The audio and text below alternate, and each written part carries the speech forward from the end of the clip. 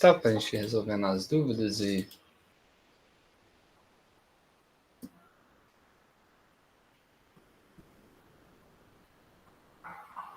Era essa questão aqui mesmo que eu coloquei? Correto. Abri ela errada aqui. Questão 4.3.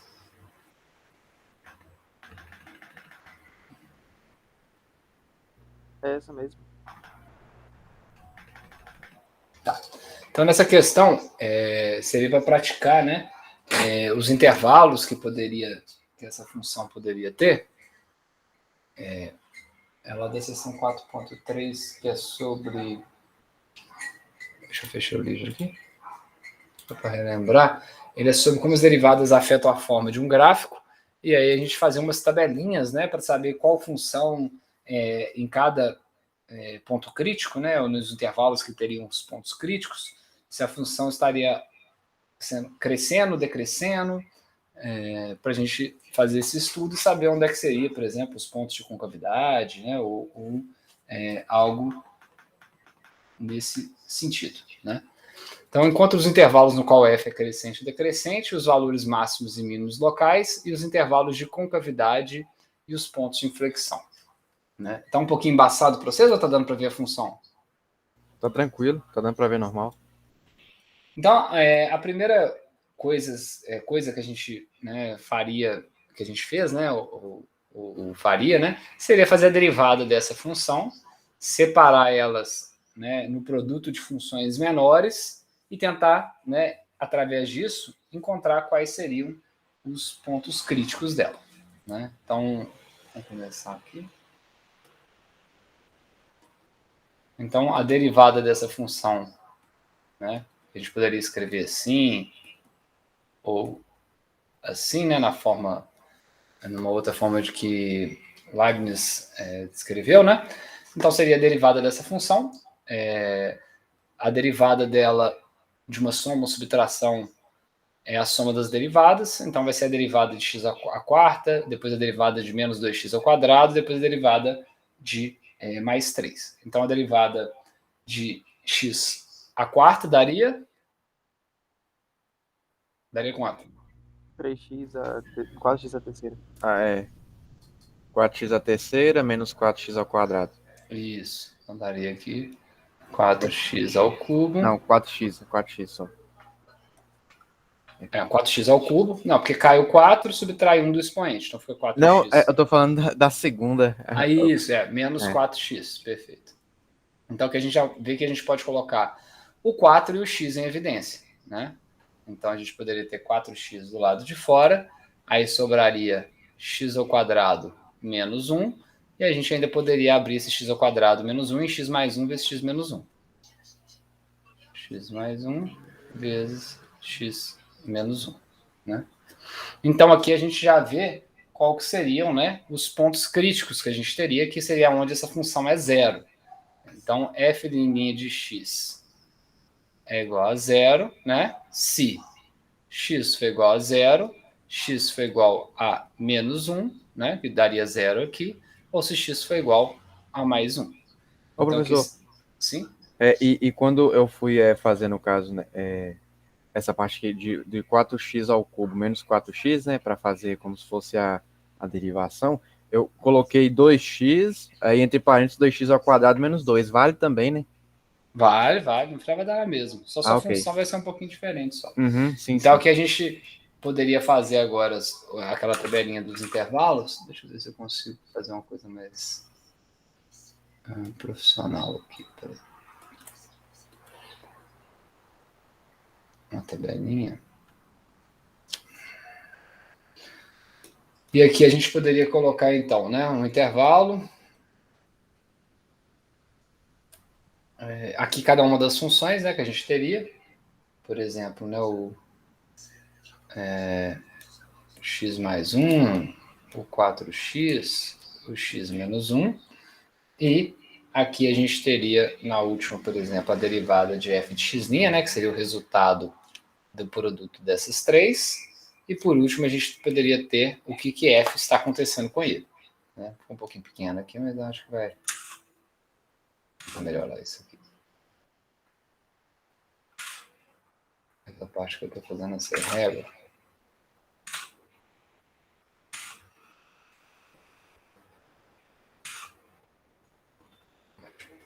Então a gente teria um intervalo. Ô, professor, aí teria como você mudar de cor agora? Colocar o vermelho?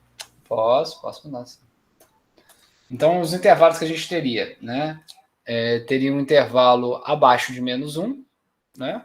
Então, por exemplo, x menor, né, do que -1. Podemos colocar um intervalo entre -1 e 0. Um intervalo entre 0 e 1. E um intervalo maior do que 1. Lembrando que não pode ser igual, né? Nesses casos aqui, lógico, né? Para não zerar. Né? Então, vamos analisar. Para x menor do que -1, ou seja, -1,1, -1,2, esse primeiro caso aqui vai dar negativo. Vamos fazendo junto aí, se você tiver algumas dúvidas, vocês me interrompem. Se o x é negativo, o 4x também vai ser negativo. Né? E se x é negativo, com -1 vai ficar ainda mais negativo. Então, se a gente tem um produto dessas três funções, a derivada é negativa. Entre -1 e 0, ou seja, menor do que -1, isso aqui vai dar positivo. Esse vai dar negativo, porque entre -1 e 0 é só um número negativo. E esse vai dar também, obviamente, né, negativo. Então, aqui a gente já teria um sinal positivo. Entre 0 e 1, esse aqui vai dar positivo, né? Se eu somar x aqui, o de cá também vai dar positivo, que é só um número positivo que está entrando. E esse daqui, como 1 é menor do que qualquer número entre 0 e 1, vai dar negativo. A gente teria um sinal negativo aqui. E para x maior do que 1, todo mundo seria positivo. Né? Esse daqui, esse daqui, esse daqui e esse. Então, agora que a gente já tem os sinais da derivada, né? E a gente tem a ideia, né? Se você tem uma derivada negativa e ela fica positiva, né? Ela estaria crescendo ou decrescendo, se ela estaria positiva vai para negativa, e aí a gente já teria as interpretações, né? Para saber se ela é crescente ou decrescente. Né? Então, se era um valor negativo, né? E foi para positivo, né? Nesse primeiro caso aqui, né? Que é negativo, a função, ela vai ser negativa para todos os valores abaixo de -1. Então, de menos infinito até -1, ela vai ser decrescente. Então, aqui, ela vai ser decrescente. Depois a gente pode desenhar a função, tá? Em todo o intervalo aberto, né? De menos infinito até -1.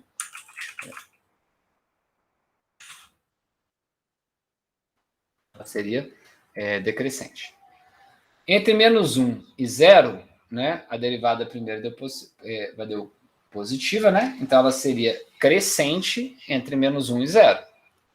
Então ela seria crescente entre -1 e 0. E nessa parte negativa ela vai ser decrescente, né? Vocês lembram que a positivo e negativo é a inclinação, né? Então, se a inclinação é positiva, ela é crescente. Se a inclinação é negativa, ela é decrescente. Né? E aqui vai ser crescente. Então, aqui no intervalo de -1 a 0, aqui é no intervalo de 0 a 1, e o último seria no intervalo de 1 a infinito. No caso, decrescente com cavidade para cima. Não, aí agora a concavidade não é só o decrescente, é se ela está decrescendo e depois ela cresceu, ou ela estava decrescendo e de repente ela parou, ou decrescendo e ela continuou decrescendo, entendeu? Aí agora é a relação do que ela está fazendo entre esses intervalos. Né? Ok. Então, encontrar valores máximo e mínimo é a letra B. Então, essa aqui seria a letra A, né? Aqui da equação. Na letra B, ele quer que a gente ache os máximos e os mínimos, né? Então, os máximos e os mínimos seriam onde a função é igual a 0. Então, mais 1 e menos 1. Então, vamos descobrir quais são os valores que eles teriam, os pontos que eles teriam, né? Então, os pontos de máximo e mínimo, né? Logal ou global, né? Poderiam ser analisados aonde a gente tem os pontos críticos. Então, vamos pegar o f de 0 e vamos ver quanto que ele daria. Então, o f de 0, que é um dos pontos críticos, daria 3. Né? O f de menos 1, vou colocar assim que eu acho que fica mais didático. Então, x igual a 0, né? Vai dar igual a 3. O f de x igual a menos 1 vai dar quanto? A gente vai ter 1 menos 2 menos 1, com mais 3, vai dar 2. Se a gente fazer o f como é uma função para ali, né, vai dar na mesma, né? Se a gente fizer x igual a 1, também vai dar 2. Então, a gente teria esses 3 pontos em altura, né, no eixo y, né, em f, para esses pontos críticos, né? E a gente pode analisar, né, se f, né, está indo, então, nesse primeiro caso, entre menos infinito e menos 1. Né? Nesse primeiro caso, ele está decrescente. Então, vamos analisar aqui, ó, entre menos 1 e 0 e 1, que a gente está passando antes de 0 e depois de 0. Então, imagina que ele era crescente antes de 0 e depois ele decresceu. Então, a gente consegue interpretar que aqui, né, seria um máximo local. Então, não tá entendendo o raciocínio? Se eu pegar essa análise aqui, ó, ele estava crescente no intervalo de menos 1 até 0, e depois ele ficou decrescente entre 0 e 1. Então, me dá a entender que nesse intervalo eu vou ter um ponto de máximo. Então, aqui seria um máximo local, por exemplo. Né? Todo mundo está entendendo a interpretação? A gente achou o valor, olhamos aqui para o intervalo e vimos que está tendo um ponto de máximo. E no outro caso, desses outros aqui. Então, vamos olhar. Entre menos 1, menos infinito e 1, ele era decrescente. Então, ó, entre menos infinito, vamos pegar aqui. Entre menos infinito e menos 1, ele era decrescente. E aí, entre menos 1 e 0, ele ficou crescente. Né? Então, aqui entre menos infinito. Era. Sim? Não, foi sem querer, mano. Tá. Então, a gente consegue ver que aqui, nesse caso, igual a esse, ó, que também ele era decrescente entre 0 e 1. E depois, vamos dar a cor aqui, só para ficar diferente, né? Nesse caso aqui, ó, vamos marcar de asterisco. Entre 0, aí seria aqui, né? Entre 0 e 1 ele é decrescente. E entre 1 e infinito ele é crescente. Então, a gente vê da mesma forma que tanto esse quanto esse seriam... então, esse aqui eu peguei o maior do que 1, né? Então, aqui ambos seriam pontos de mínimo local. E esse que eu fiz de verde, né?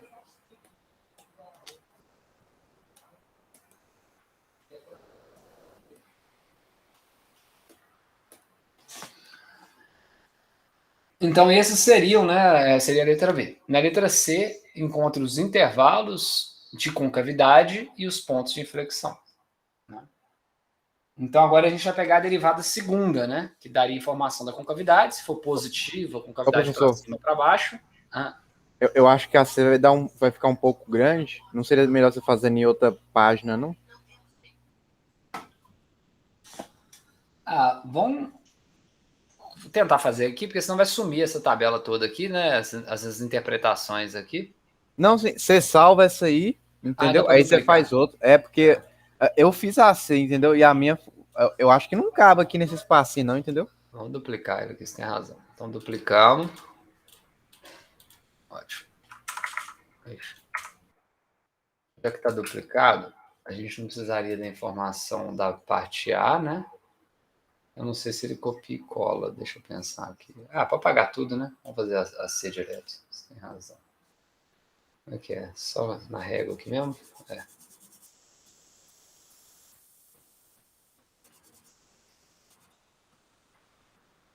Isso.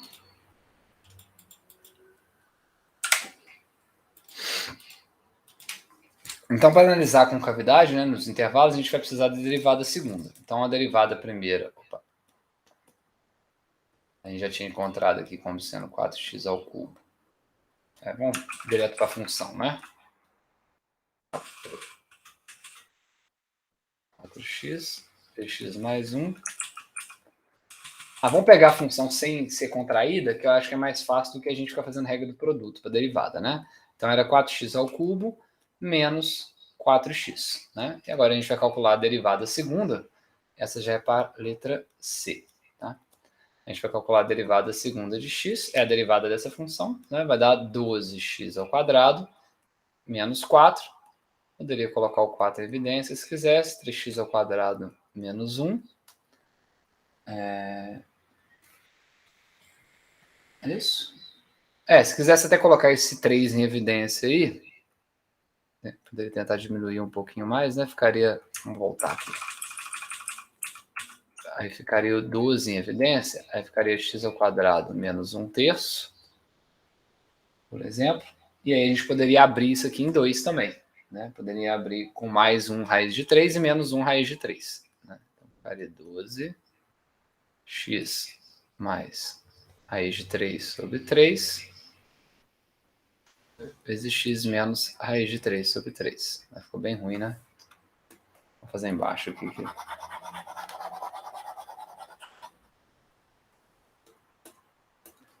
Então, a derivada segunda de x seria 12x ao quadrado menos 4. A gente poderia escrever 12 em evidência, ficaria x ao quadrado menos 1/3. E aí a gente poderia escrever isso como sendo 12 vezes x menos raiz de 3 sobre 2 vezes x mais raiz de 3 sobre 2. Né? Ou seja, se eu multiplicar isso daqui, eu volto para minha função anterior. Né? Então a gente vê que, que nesse caso, né, os três valores, né?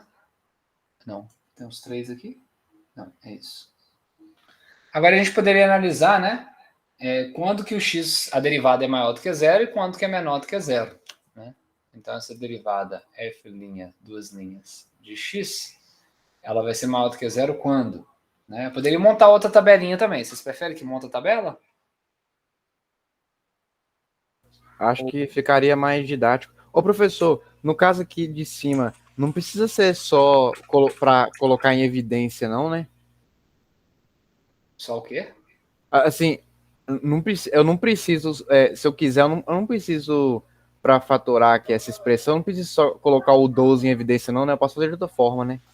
Pode deixar o Ok. 6 aqui dentro. Pode. Assim, porque eu, no caso, eu fiz 4, né? Aí dentro do parênteses, 3x ao quadrado menos 1, entendeu? Pode. Ok, então beleza. Aí aqui, só para ver o método anterior, era o intervalo e as funções. Né? Então aqui seria um intervalo. Aí a gente poderia ter aqui x menos... raiz de 3 sobre 3, tá, gente? Eu vi aqui que eu botei sobre 2.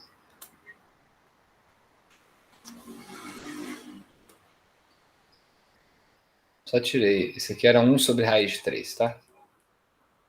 Aí eu multipliquei em cima e embaixo por raiz de 3. Então, intervalo, x menos raiz de 3 sobre 3, x mais raiz de 3 sobre 3, e aí o último seria a derivada segunda. Né?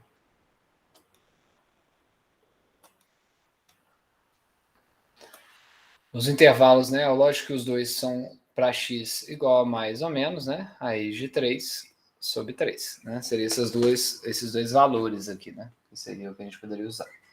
Então a gente teria para x menor do que menos raiz de 3, x menor do que menos raiz de 3 sobre 3.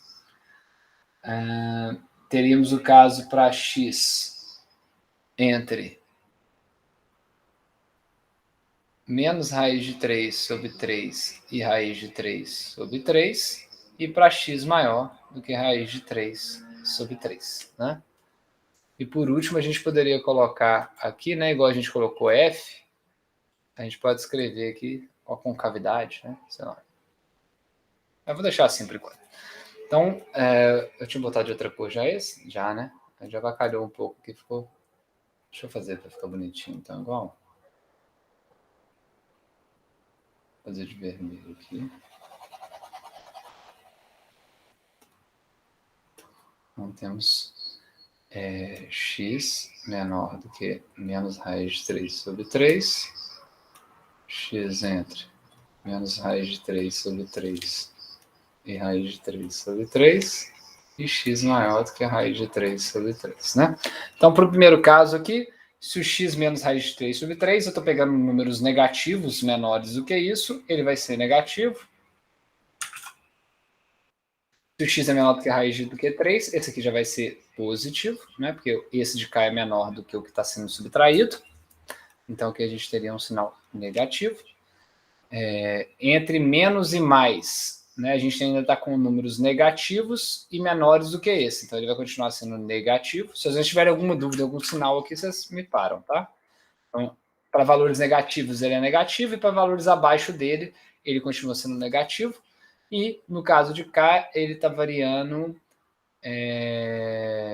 números positivos, né? Porque ele nesse caso. Porque ele é sempre maior do que esse, sempre menor do que esse, até um valor menor do que ele, que vai somar positivo. Então, aqui vai dar negativo também.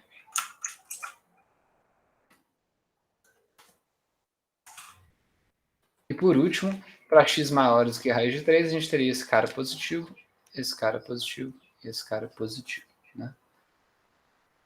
Então, as informações que a gente vai tirar, né, dessa análise, né? Eu perdi aqui o exercício. Né? Seria o quê, né? Quando a gente tem concavidade para cima, né? Ele vai ficar para cima, né? Então, negativo é concavidade para baixo, negativo é concavidade para baixo e positivo é concavidade para cima. Então, a gente, em geral, quando tem uma mudança de concavidade, né? Igual tá aqui, concavidade para cima com concavidade para baixo, né? A gente poderia ter um ponto de inflexão, né, aqui no meio. E então, nesse caso, né, a gente pode colocar que nesses intervalos, né, ela teria uma concavidade para baixo, no intervalo de menos infinito até menos raiz de 3 sobre 3, né, nesse primeiro caso. Aberto, né? Então, de menos infinito até esse valor, a concavidade é negativa.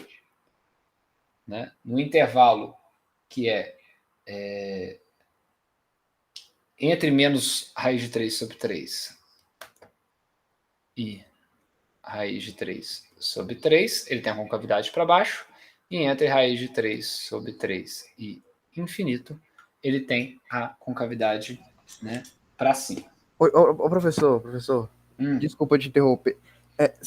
Esse cálculo aí, ele não está errado, não? Qual deles? É porque, assim, eu fiz, né, e o meu deu, igual o seu aí, né, o meu deu mais, menos e mais, entendeu? Concavidade para... entendeu? Vamos confirmar aqui, ó. Você botou os intervalos iguais, né, que tá aqui? Não, no caso, eu usei como referência, né, quando eu fui fazer a minha, foi o 4, aí multiplicando 3x ao quadrado menos 1. Esse aí que eu usei como referência, entendeu? Aí eu usei quando eu coloquei para valores menores, para valores... Mas de qualquer forma, onde foi suas raízes, né? Você tem que achar raízes de x ao quadrado, né? Menos 1, que você falou? 3x ao quadrado menos 1. Então você achou suas raízes aqui, né? Que a raiz que é as mesmas que eu achei, né? Raiz de... Sim, é porque assim, porque eu fiz assim, e no livro tá do jeito que eu fiz também, entendeu? Aí por isso que eu tô achando que tem alguma coisa errada aí. Ou é o livro que tá errado, entendeu? Não, eu não sei. Vamos confirmar aqui, ó. Você falou que qual que tá diferente? O segundo? Só o primeiro. Que seria positivo, não é E isso? seria positivo. Vamos analisar aqui, ó. X está menor do que raiz de 3 sobre 3. Então, esse daqui, ele é sempre negativo, x. Se o x aqui é negativo e eu estou subtraindo no negativo, esse é sempre negativo. Agora, vamos ver. X é sempre menor do que menos raiz de 3 sobre 3. Agora eu entendi o que você falou. Tá certo, sim, ó, o que você falou. Se ele é menor do que... Para facilitar, né? Se x é sempre menor do que isso, quer dizer que ele é sempre um número maior, mas negativo. E na hora que ele for somar com raiz de 3 sobre 3... Porque a gente está pegando de menos infinito até um número que seja maior do que a raiz de 3 sobre 3 negativo. Então, aqui realmente o sinal ficou trocado. Você entendeu? Ah, sim. Realmente tem razão. Então, aqui seria negativo. Porque seria como se fosse assim, né? Aqui a gente tem a raiz de 3 sobre 3. E aí, quando a gente fala que é menor do que isso, quer dizer que, sei lá, se raiz de 3 sobre 3 é 1, dá o quê? 1,7, sei lá, 0,8, sei lá. Vamos supor que isso aqui dá 0,8 mais ou menos. Acho que é 0, não sei se é 0,8. 0,5, 0,57, Vamos 0,57. supor isso. Abaixo dele é 0,58, 0,59. Então, na hora que você for somar a raiz de 3 sobre 3, que é 0,57, sempre vai dar um número negativo. Né? Então, é essa que é a interpretação. Então, como é negativo, negativo aqui realmente fica positivo. Igual, até para o raciocínio ficar até melhor, eu posso até usar, no caso, em forma decimal, né? Para ficar mais claro, né? Pode usar em caso decimal para ficar mais claro. Aqui realmente pode o raiz de 3 sobre 3, né? Uhum. Tipo, no caso assim, quando for na atividade, óbvio que eu escrevo raiz de 3 sobre 3, mas aí quando eu for fazer a testagem na calculadora, por exemplo, aí usar o decimal, né? Fica melhor. Isso. Ok. Então, seriam esses, né? Ele quer saber primeiro as concavidades, né? E quais seriam os pontos de inflexão. Então, aqui a gente teria, né, os dois pontos de inflexão, né? Porque ele está indo de uma concavidade para cima para uma para baixo. Depois de uma para baixo para uma para cima, né? Então, os pontos de inflexão seria então mais ou menos, né? Raiz de 3 sobre 3, né? Que seria esses dois que a gente achou. E teria mais algum outro ponto?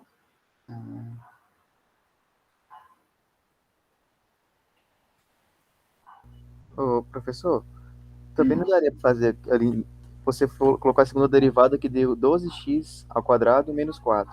Não daria para colocar o 4 em evidência, não? Aí ficaria 4 que multiplica 3x ao quadrado menos 1. Dá, mas no final não vai mudar em nada, não. Sim, foi o que eu fiz.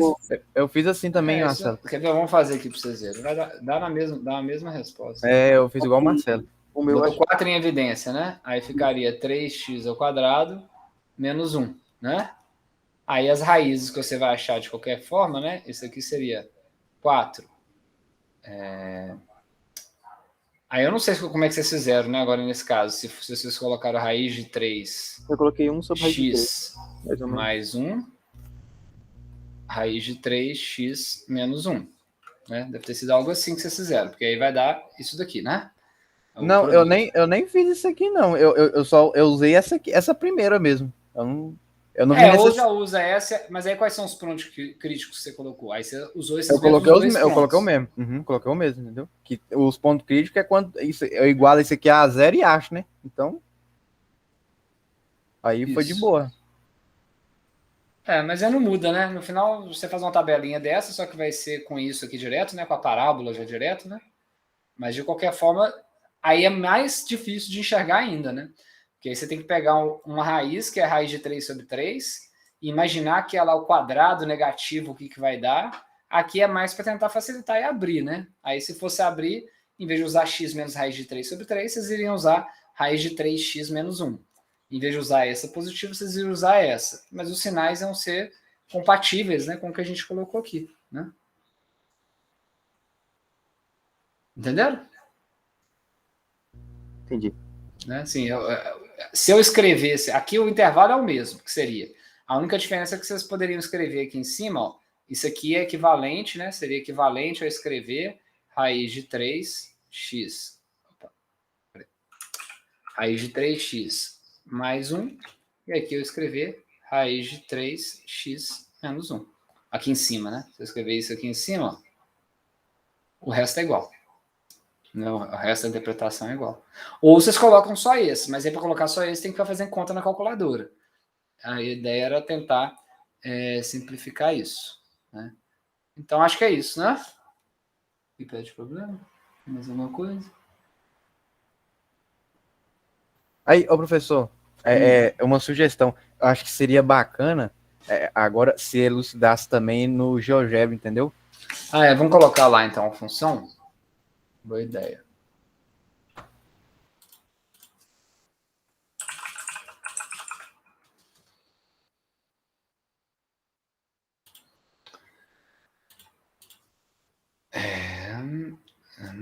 Então ela é 4x. Vou voltar aqui que eu perdi a função. Tá. X a quarta, na verdade, né? X a quarta.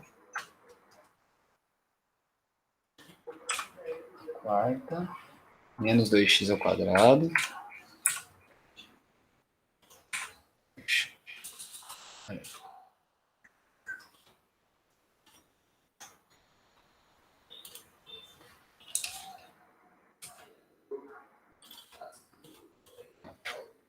Menos 2x ao quadrado mais 3.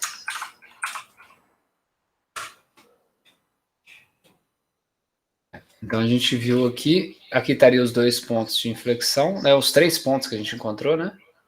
Na verdade, deixa eu colocar as derivadas também, né? A primeira derivada seria 4x ao cubo menos... Opa, esse cara é muito ruim. Deixa eu dar um enter aqui. 4x ao cubo menos 4x. E a outra derivada seria o 12x ao quadrado menos 4.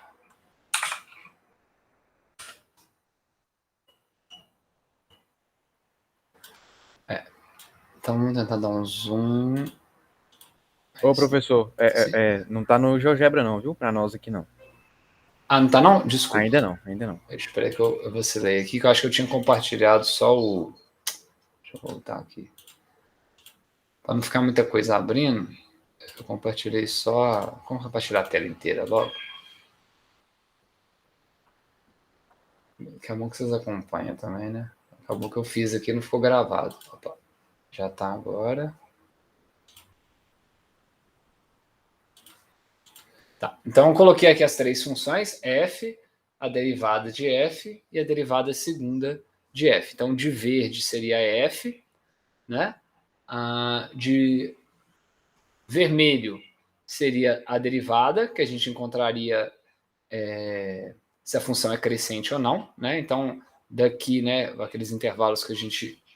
Talvez até mais instrutivo. Deixa eu ver se vai dar para ver aqui. Colocar aqui do lado o Jamboard.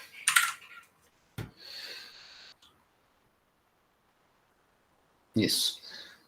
Voltando aqui, então, ó, a gente encontrou que ela é decrescente de menos infinito até menos 1. Então, ela é decrescente daqui até menos 1, né? E depois ela seria crescente de menos 1 até 0, depois decrescente de 0 até 1, depois crescente de 1 até infinito. Vimos que os máximos locais é x igual a 0, que dá o valor de 3, que é esse platô, que é onde a função dá 0, e os mínimos locais são em x igual a 2, que deu x igual a 2, né? Do lado de cá. Desculpa, x igual a 1 e x igual a menos 1, que daria o valor de 2, que são esses dois pontinhos que tem aqui. Vocês estão conseguindo ver o mouse aqui? Ou tá... Tô dando para ver. Tá dando para ver. Que seria esse ponto de mínimo, e esse ponto de mínimo, e esse ponto de máximo. Então, a gente analisou já a parte da derivada, né? A primeira que seria a função que está em vermelho. Então, aqui estariam os 3 pontos onde a derivada dá 0, 1, 0 e menos 1, que foram os pontos que a gente descobriu para achar os mínimos e os máximos locais. No verde aqui, né? Seriam esse ponto e esse ponto. Vamos agora para a parte da concavidade. Aí a concavidade a gente já estaria analisando a curva verde em relação à curva em roxo, né? E aí a gente vê que ela tem uma... Agora que teria que dar um zoom out aqui, né? Ou não?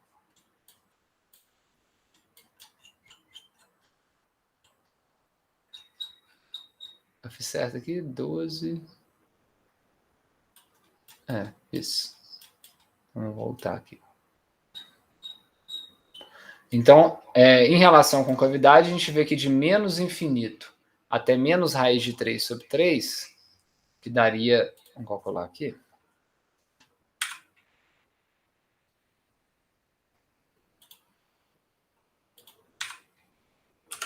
Zero vírgula 58, né? Então, 0,58 aqui, ó, deve ser...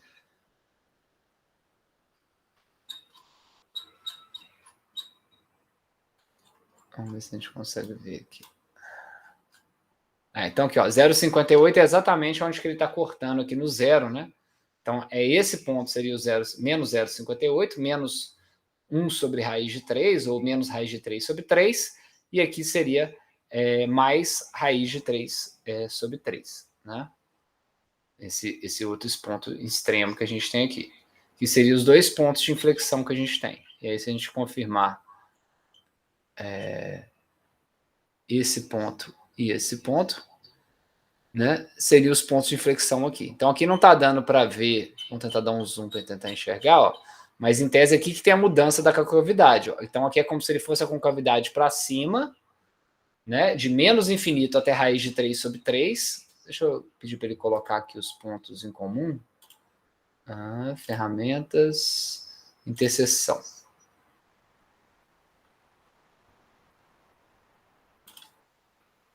Tá. Selecione os dois, né? Entre esse e esse. Né? Então, eu quero saber as interseções. Então, aqui, ó, a interseção desses dois está aqui, né? Então, e essa aqui é a derivada segunda, tá, gente? Esse roxo. Então, exatamente nessa interseção daqui, ó, que a gente está vendo, é onde está mudando a concavidade. Então, de menos infinito até menos raiz de 3 sobre 3, que é esse ponto, a concavidade está para cima. Desse ponto, menos raiz de 3 sobre 3, até raiz de 3 sobre 3, a concavidade é para cima. Então, é até meio óbvio isso, né? Que essa parte toda da concavidade é para baixo, aliás, né? E daqui para cá a concavidade é para cima, e daqui para cá a concavidade é para cima, né? Então, esses seriam os dois pontos de inflexão aqui. Ô, professor, desculpa te interromper de novo. Pode? No caso, os pontos de interseção não seria raiz de 3 sobre 3, vírgula 22, 40, não, 2,44, não?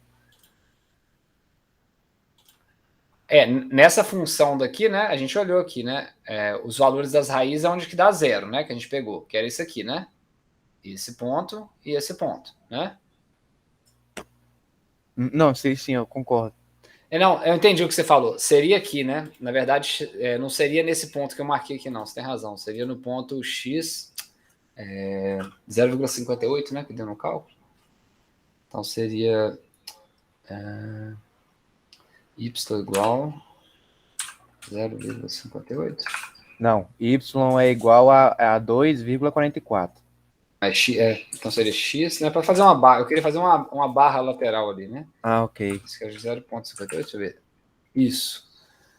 E a outra seria X igual a menos 0,58, né? Tá certo. Você tem razão. Esses dois pontos que a gente encontrou são as raízes, né? Equação 1 e equação 2 que estão aqui, dessa cor e dessa cor. Vamos apagar aqui a derivada primeira, que a gente não precisa, que está avacalhando. Então, aqui, ó, de laranja e vermelho, é os pontos que a gente viu onde a derivada segunda é zero. Né? Aí, se a gente subir com esses pontos para cima, aí você tem razão no que você comentou, né? O cruzamento desse ponto com a nossa função, que é onde é o ponto de inflexão, tá? Né? Que seria o x igual a raiz de 3 sobre 3, menos raiz de 3 sobre 3, e o x igual a mais raiz de 3 sobre 3. Aí, ô professor, eu encontrei isso, né? No caso, fazendo no GeoGebra, igual você tá fazendo aí. Uhum. Mas, no caso, é só assim mesmo que tem como fazer, né? Não tem como fazer um cálculo para achar onde que vai dar a interseção, não. Tem, né? foi o que a gente fez aqui antes. A gente já descobriu tudo isso aqui sem fazer o gráfico. Aí agora a gente está entrando no gráfico para enxergar os pontos, né? Entendeu? Mas eu não achei 2,44 fazendo as contas, não, entendeu? Isso que eu tô tentando explicar. Você tem que jogar lá na função original, né? Você vai jogar o 0,58, você vai jogar na função de f.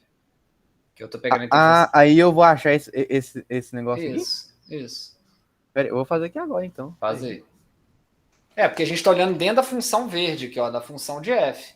Então, se você julgou o valor de x, né? Por isso que eu puxei a laranja aqui, ó.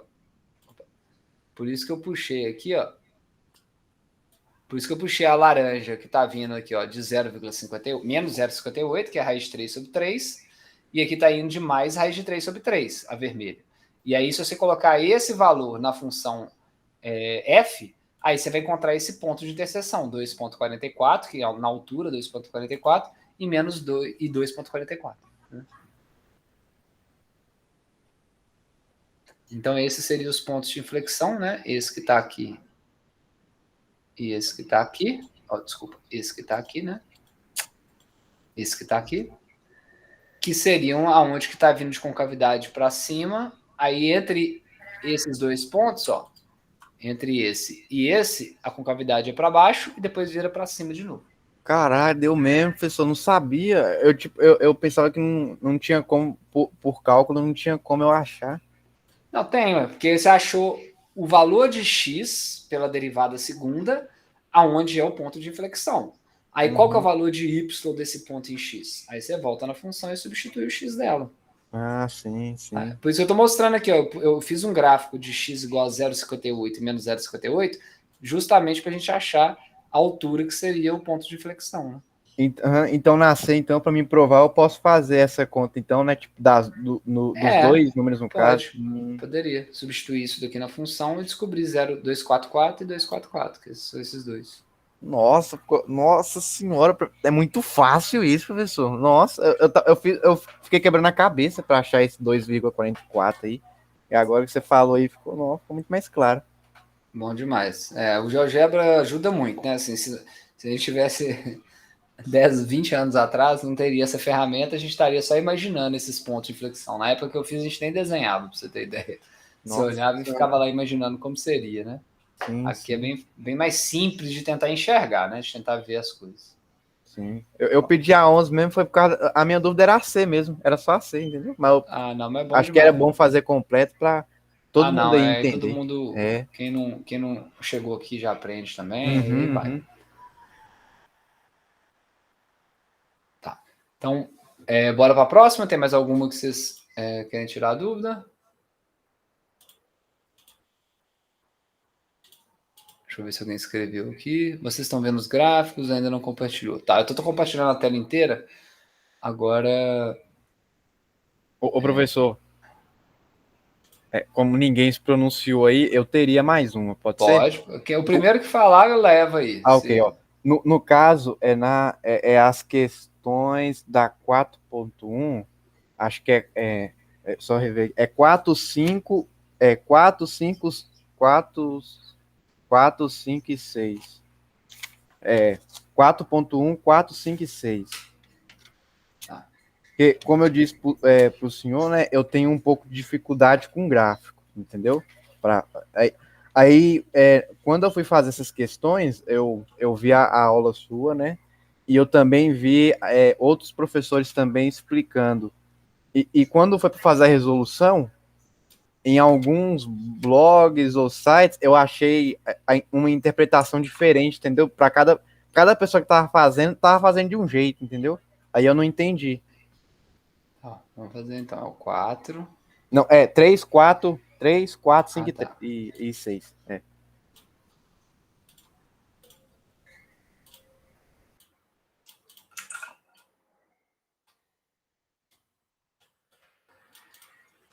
3, 4. 5, 6. Vamos separar aqui.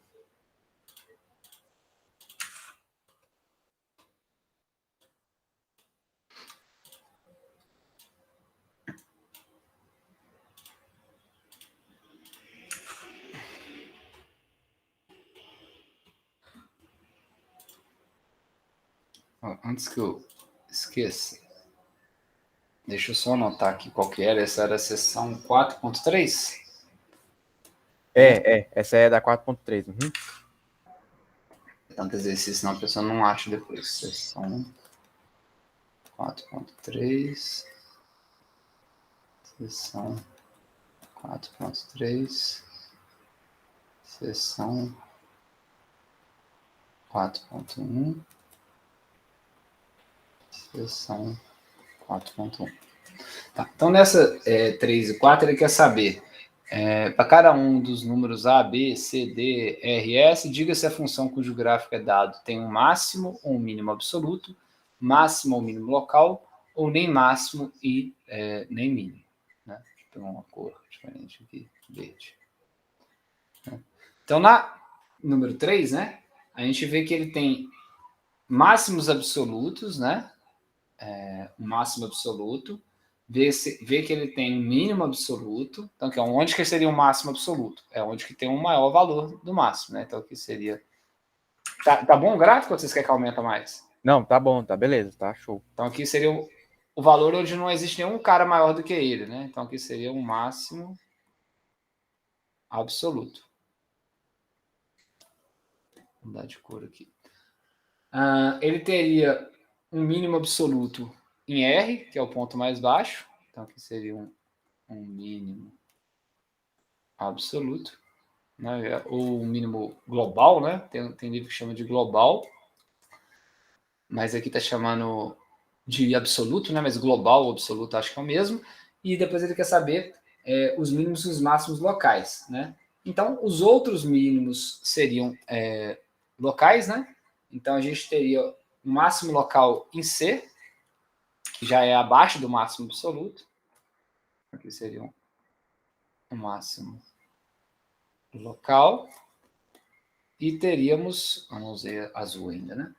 E teríamos também um mínimo local em B,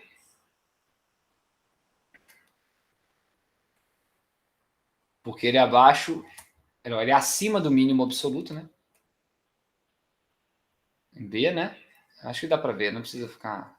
Esse aqui é em B, esse é em C. Ô, professor, desculpa te interromper. Então, no caso, não teria máximo local em A porque tá na extremidade, é isso? Não em A? Aí, no 3 aí. 3A, né? Tá na extremidade ali. Tanto em A quanto em D, né? Isso.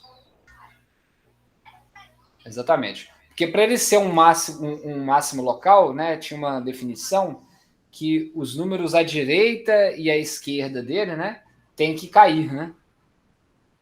Agora, no absoluto não tem problema, né?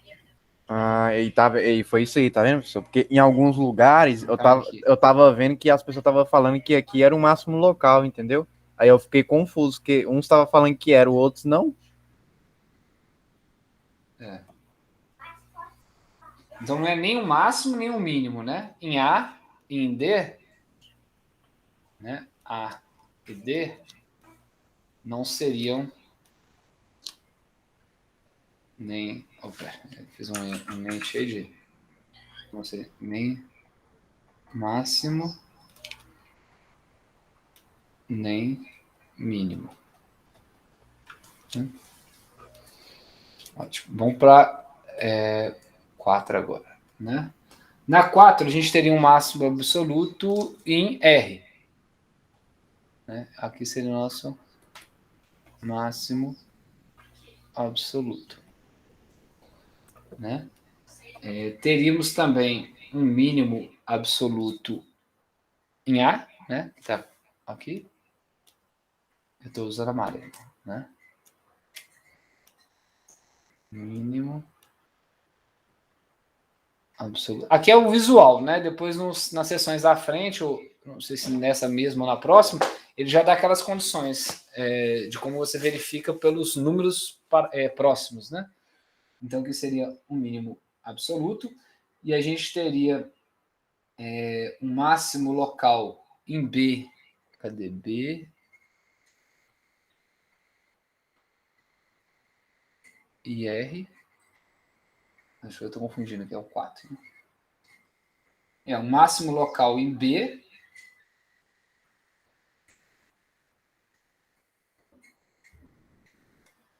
Vamos pegar aqui. Local, eu usei o vermelho. O mínimo local, o verde. Então, C e S não seria nada. Cadê? C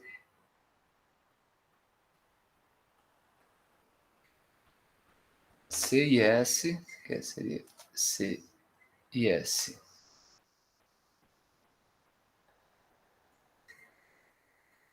Não é máximo ou mínimo.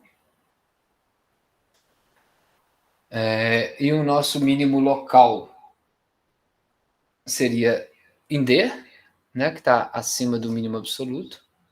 Aqui não tem como ter um mínimo local, né, porque não tem nem esse ponto, né, e o mínimo local tem que ter as extremidades, né, mínimo local e teríamos o máximo local em B,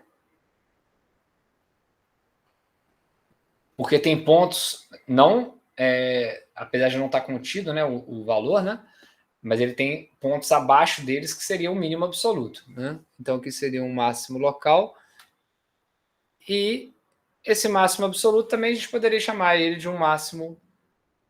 Então aqui seria o nosso máximo local, né? B.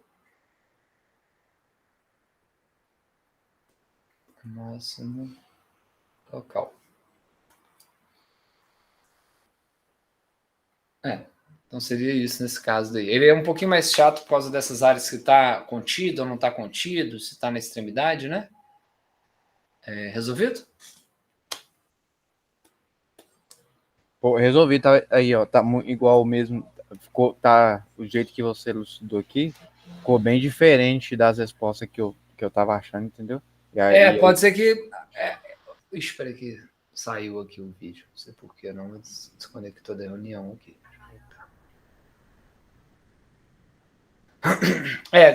Para olhar certinho, teria que pegar os...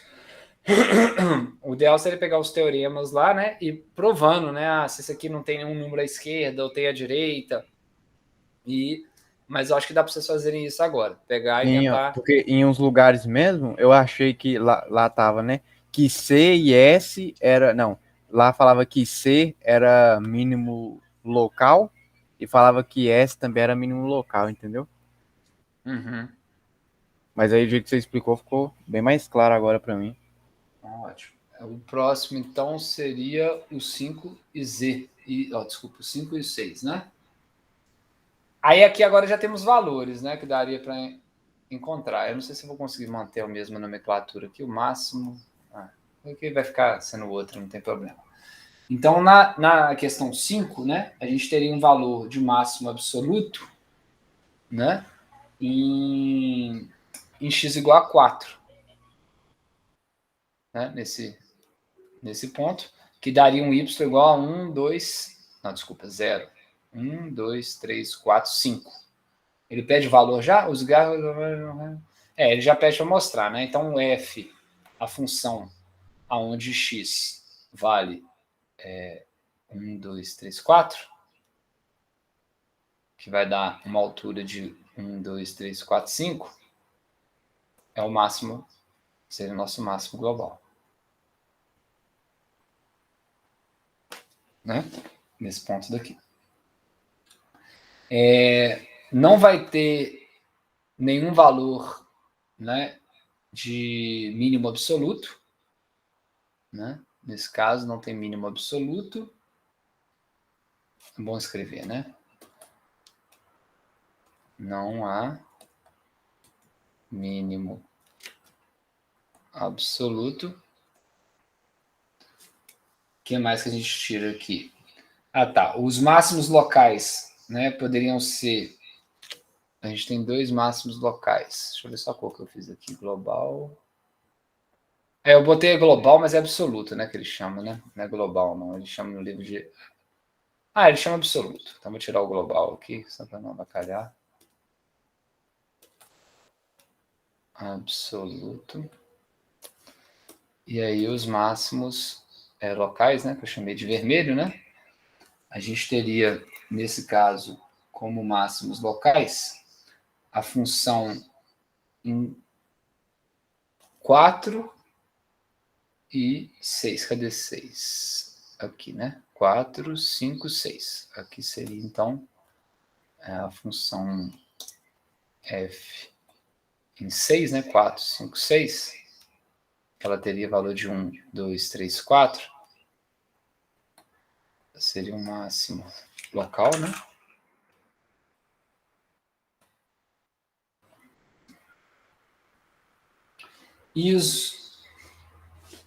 E o mínimo locais, os mínimos locais, né?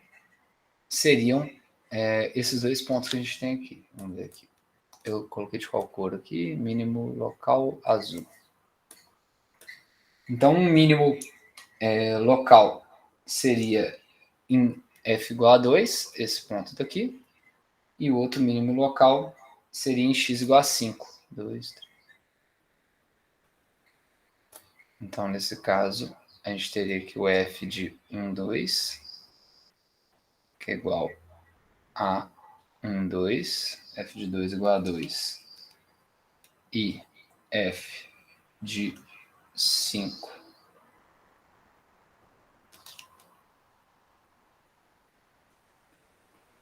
que é igual, na verdade, né? Ah, tem mais um aqui também, ó. Isso. Que seria esse f de 1 igual a 1, 2, 3, né? Igual a 3.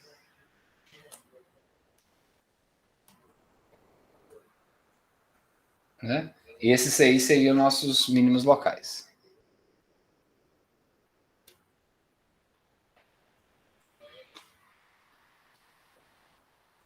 Seriam os mínimos locais. Ficou faltando algum?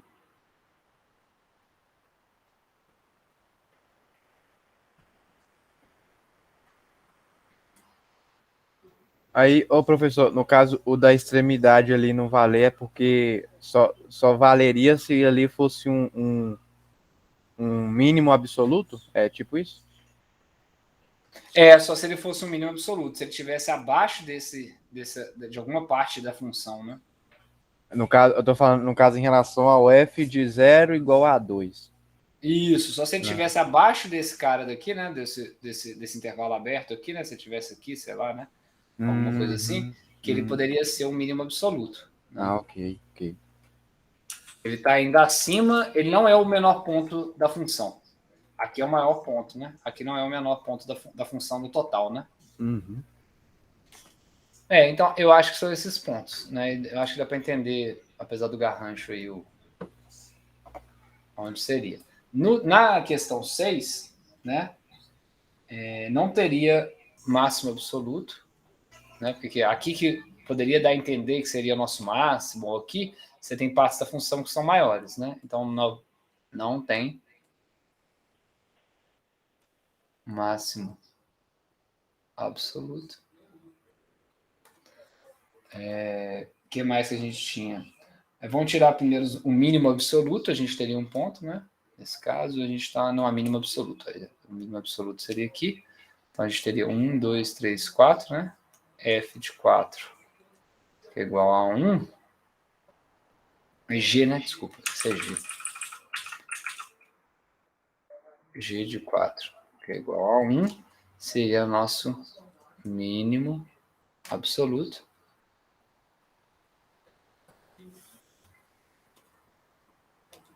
Né? O nosso máximo local, né?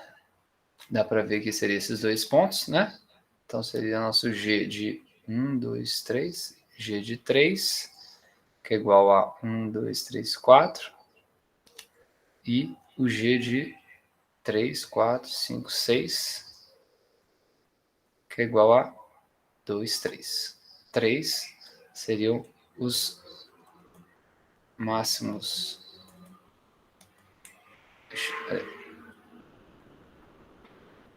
locais. Deixa eu pegar a caneta aqui. Pronto. E então a gente não achou o máximo absoluto, O mínimo absoluto a gente já achou, os locais, os máximos locais, agora seriam os mínimos locais, né? Que a gente teria. Cadê o mínimo local? Estou usando o azul. O mínimo local, a gente teria a função em x igual a 2, esse mínimo local, e teria a função também em x 2, 3, 4. Né? Esse aqui não seria. É porque assim, quando você vai achar os mínimos, né? Todos os mínimos seriam mínimos locais. Até você comparar os locais e descobrir qual que é o absoluto, né? Então, muitas vezes, esse cara pode ser chamado de um mínimo local, porque até você comparar com todos os mínimos, você não saberia, né? Mas aquilo, como a gente já viu que ele é o menor de todos, porque a gente está vendo o gráfico, né? Então, o G de 2... G de 2 igual 2 a 2, né? É um mínimo local.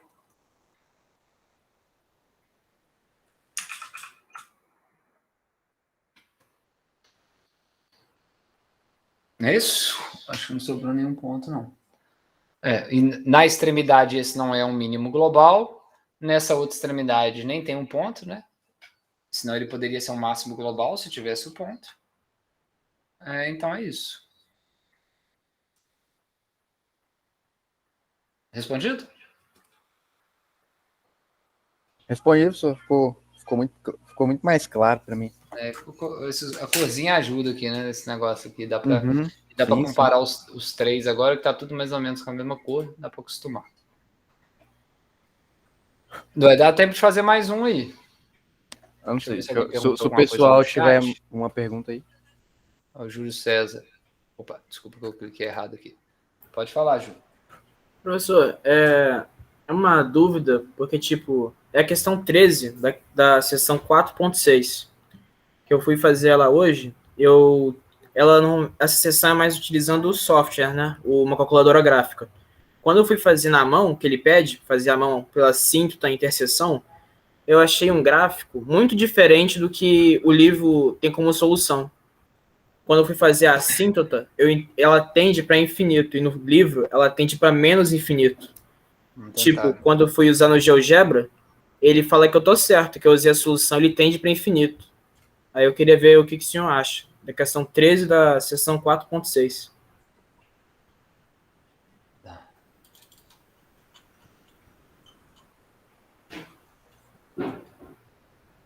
Porque...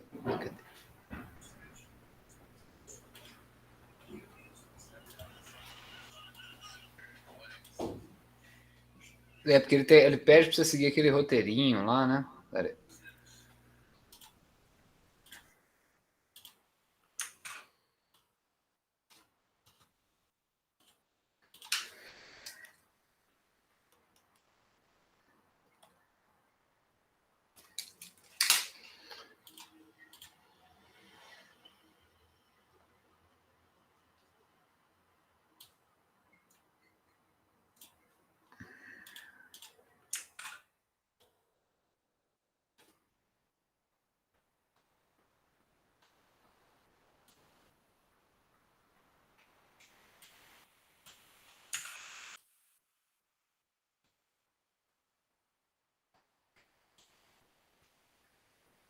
Aquele roteirinho, né?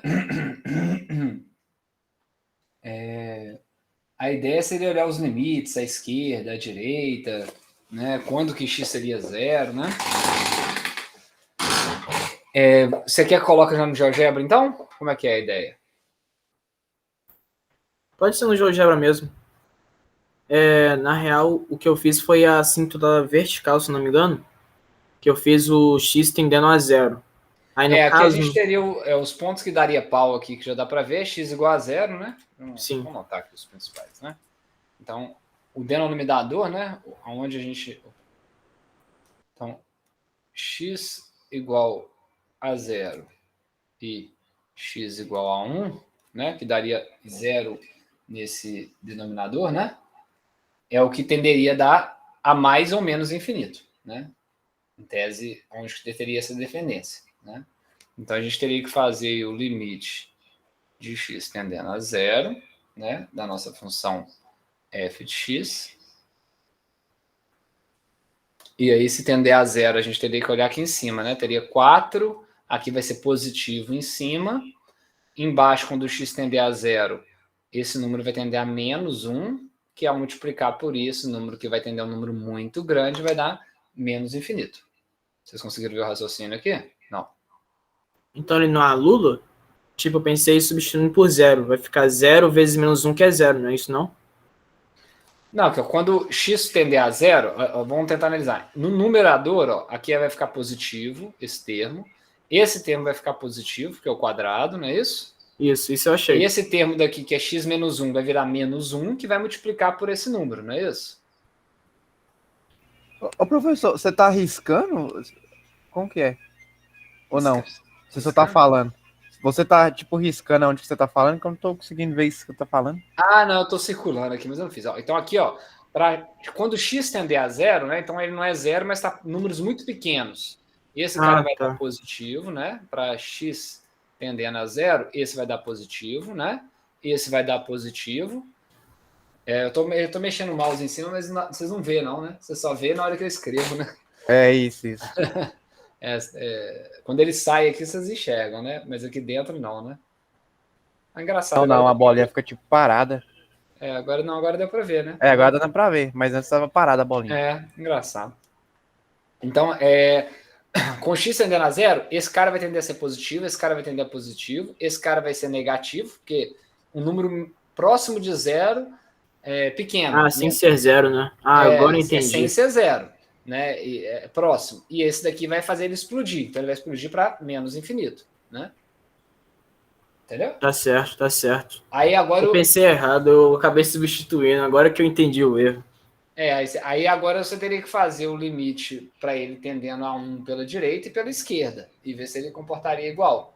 Né? Tá certo. Aí você faz um limite de x tendendo, por exemplo, né, a 1 pela esquerda da função f de x. Né? E faria o limite de x tendendo a 1 pela direita da função f de x. Aí teria que analisar a mesma coisa aqui. Aí eu fiz da mesma cor, aí vai avacalhar o negócio, né? Até porque vai dar resposta diferente. Deixa eu apagar aqui.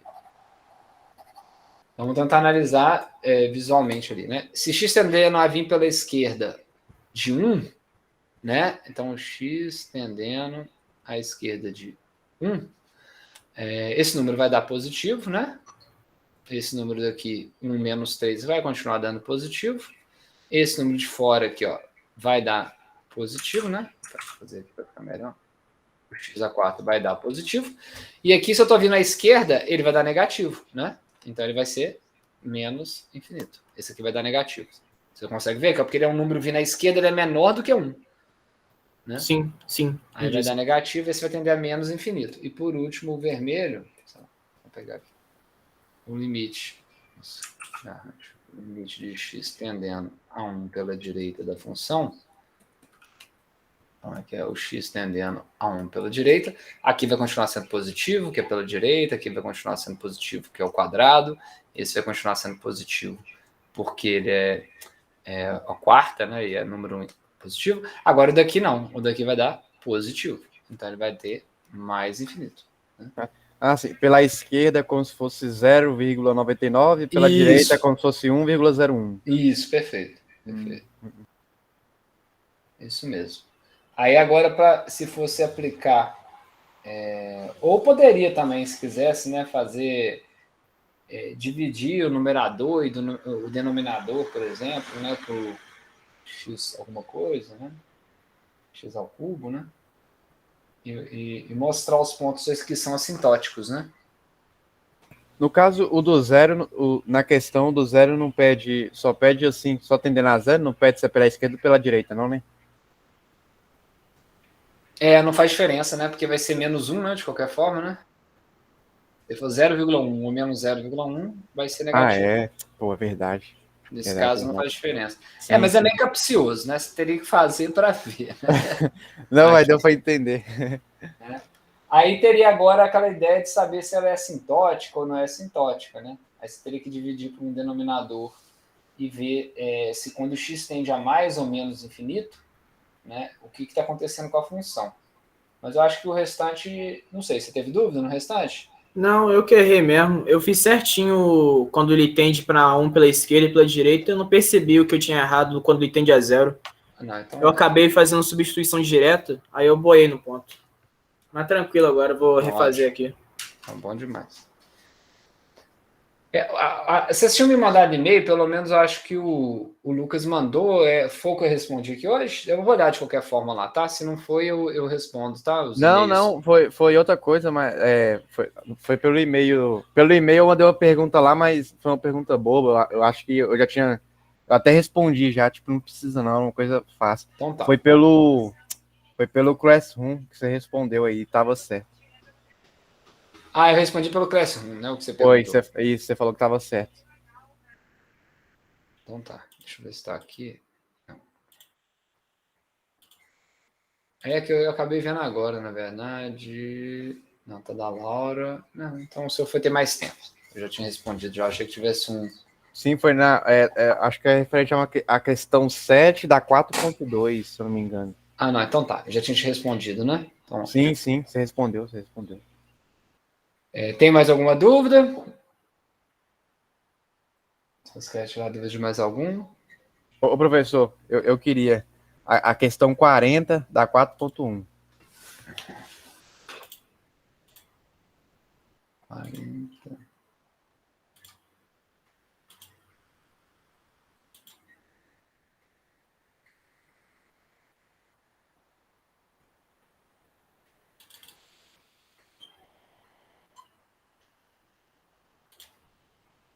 Enquanto os números críticos, deixa eu falar lá.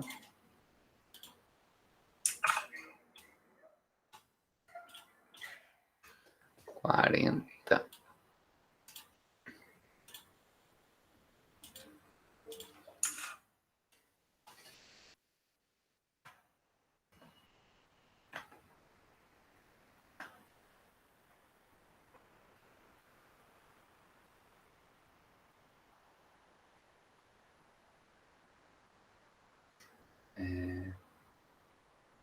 Deixa eu.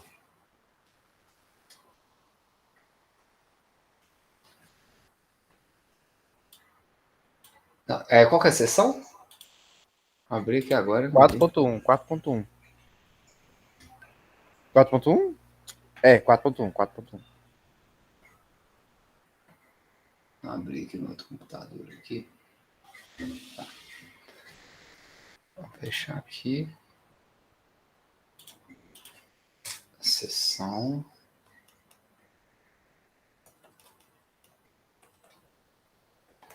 Então ele quer que a gente encontre nessa coisa qual seria, né, os pontos críticos, né? E aí a gente vê que a ideia de encontrar os pontos críticos é fazer a derivada e igualar ele igual a zero, né? Então a derivada da função, né, ou a derivada da função g de θ em relação a θ, né, que é essa variável independente, né, daria o quê? Então a derivada de 4θ de θ é 4, né, o próprio 4, e a derivada da tangente é a secante ao quadrado de θ. Então essa daqui seria. Então a ideia seria perguntar quando que é zero, né? Então g' igual a θ é igual a zero. Aí isso aqui você acha para encontrar os pontos críticos, né? Então a gente teria nesse quadro, né? Secante ao quadrado de θ. Vamos ver completinho, né? Então g de θ é igual a 4 menos secante ao quadrado de θ, que é igual a zero, né? Então secante ao quadrado de θ é igual a 4. A secante de θ, né, vai ser a raiz de 4, que vai ser mais ou menos 2. Né? Então, a gente sabe que a secante de θ é 1 sobre cosseno de θ, né? Isso aqui é 1 sobre cosseno de θ, é igual a mais ou menos 2. Podemos passar o cosseno para cá e a divisão para cá. Então, a gente chega em cosseno de θ é igual a mais ou menos meio.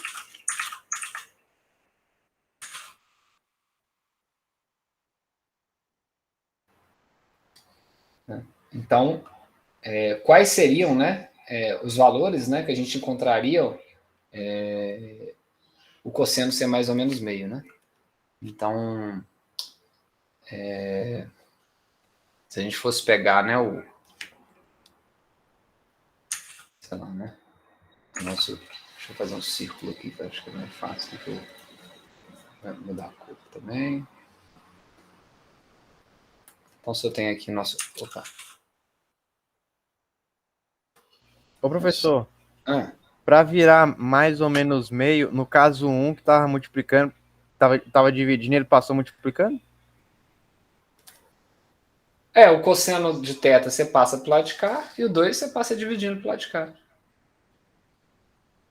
Ele está no denominador, né? Aí eu passei ele para o numerador, multipliquei o cosseno de θ aqui, ó. O cosseno de θ vem multiplicando para cá e o 2 veio dividindo para cá, né? Ah, tá. Conseguiu ver? Sim, Deixa eu sim, fazer sim. aqui, ó, porque eu pulei. Talvez eu possa ter pulado aqui uma etapazinha. É curta, mas não tem. Então isso aqui ficaria 1 igual a mais ou menos 2 cosseno θ. Então, o 2 passa dividindo para cá, né? Então, cosseno θ é igual, o mais ou menos 2, né? Pode passar para lá. É igual a mais ou menos meio, mais ou menos. Entendi. Valeu. Aqui a gente teria, então, né, um eixo que seria, né, que a gente chama lá dos cossenos, né?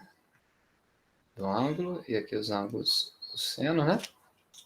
E vai ter alguns valores, né? A gente está analisando a projeção, né, nesse eixo, e aí a gente está vendo que quando vai ter algum ângulo, né, que eu, na regrinha lá, acho que era 30 graus, sei lá, né, 60 graus, que o cosseno vai valer meio, né? Se isso aqui for se a gente pegasse aqui como sendo raio 1, né?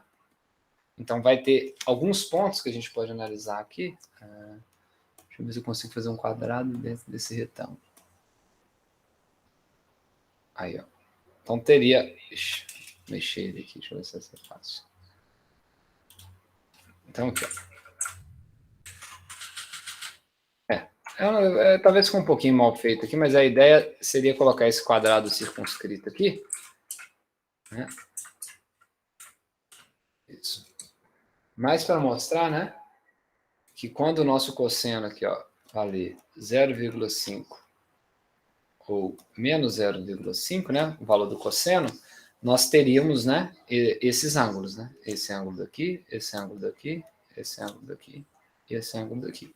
Então, qualquer posição desse que a gente tivesse angular, né, esse valor de θ daqui, se a gente fizesse a projeção, poderia dar menos 0,505. Então, a gente teria 4, né, possibilidades que poderiam virar N, né, possibilidades depois. Então, pegando aqui, né, qual que seria esses tetas, né? Então, a gente teria π sobre 3, né, 60 graus, né, o primeiro aqui. Né? Depois, nós teríamos 60 mais 90, né? 150 graus, né? Depois, mais 90 seria 240 graus. E aqui seria 330 graus, né? Ou se a gente fosse escrever aqui, π sobre 3. Aqui já é 5π sobre 3, né? 180 vezes 5. É isso? 180 vezes 5. 40. Fechou de novo meu vídeo aqui, deixa eu voltar.